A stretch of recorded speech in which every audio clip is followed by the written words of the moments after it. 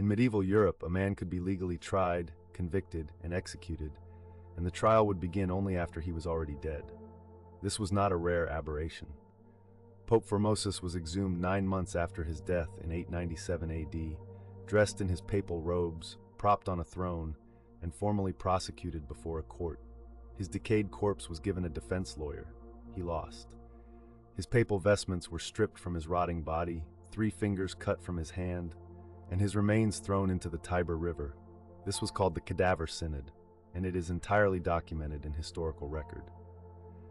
But the darkness of the Middle Ages runs far deeper than spectacle. Consider the life expectancy numbers, not the ones you've heard. The average medieval peasant who survived childhood to age 21 could expect to live to roughly 60. The brutal figure of 35 years collapses because infant mortality was catastrophic. 1 in 3 children died before their 5th birthday. The darkness was not evenly distributed across a lifetime. It was concentrated, mercilessly, at the very beginning of it. And yet even survival carried its own horrors. Medieval surgeons performed cataract surgery, amputations, and skull trepanation, drilling into living skulls to relieve pressure, without anesthesia. Patients were given alcohol, henbane, or mandrake root, none of which produced unconsciousness reliably.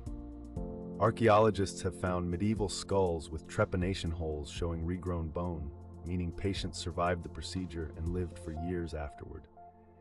That is not barbarism. That is a terrifying kind of courage. The Black Death, which arrived in Europe in 1347, killed between 30 and 60% of the entire continent's population within 5 years. In some cities, Florence, Venice, Hamburg, the dead outnumbered the living. Mass graves excavated in London's East Smithfield still hold the remains of thousands, buried in careful rows, suggesting that even in catastrophe, medieval people refused to stop honoring their dead.